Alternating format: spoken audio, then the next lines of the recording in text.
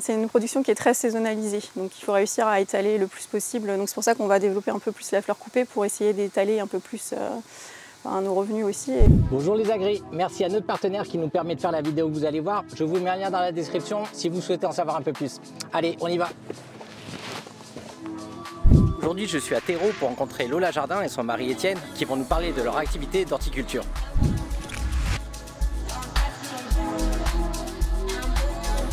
Ici, on fait tout ce qui est plantes potagers, plantes aromatiques, plantes fleuries de saison et on a un petit atelier aussi fleurs coupées qu'on souhaite développer et on fait un petit peu de vivaces. Enfin là, essentiellement, tout ce qui est alyssum, ouvriette, campanule, ce sont des vivaces à floraison printanière.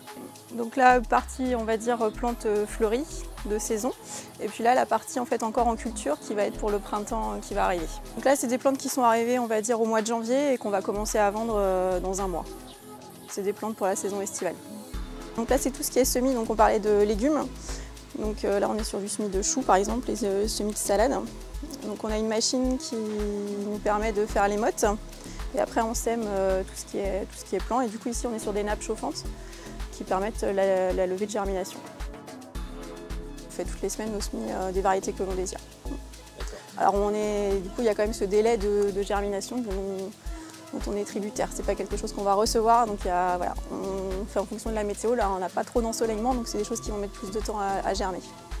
Et on suit la saison et on fait les semis en fonction des demandes.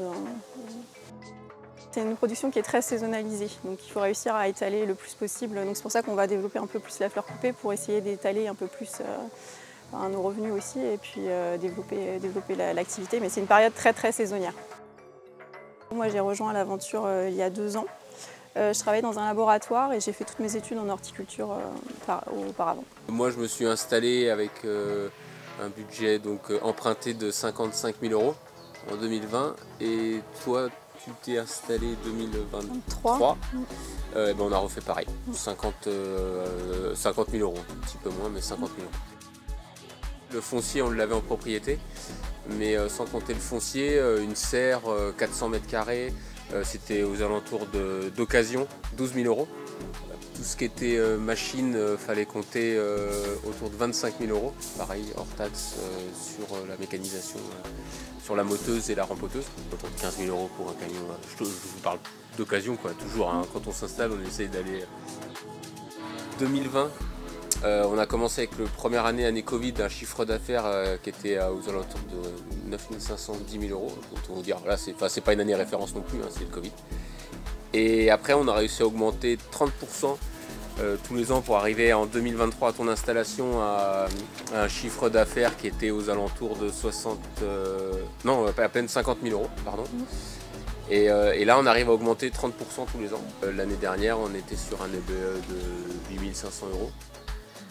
Voilà, cette année normalement on attend les chiffres officiels mais on devrait passer les 10-12 000 € je pense de BE. Donc voilà, c'est encore un peu juste pour nous se dégager un salaire et rembourser les emprunts. Après voilà, faut aussi on ambitionne plus cette année, on ambitionne toujours 30% chaque année. Nous, la grosse partie de charge, c'est les plants. Ouais, tout ce qui est bouture, graines, ça représente dans notre frais de fonctionnement, ça représente 70%. On fait des lâchers d'auxiliaires dans la serre, donc ça c'était un budget aussi parce que voilà, en gros par an, ça nous coûte autour de 3 000 €. Produits phyto, c'était aux alentours de 450. Vous voyez le delta, c'était un investissement qu'on a mis en place. Alors on travaille un peu avec les collectivités, mais c'est essentiellement de la vente directe. Ouais. Donc on fait les marchés, les Jacobins et puis la Ferté-Bernard, et puis on vend ici aussi sur le site. En vente directe, c'est vraiment important de pouvoir se faire connaître, donc de communiquer un maximum sur les produits et puis de réussir à faire venir les gens sur place.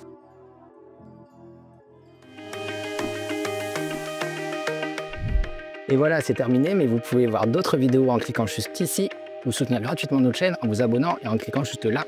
À bientôt!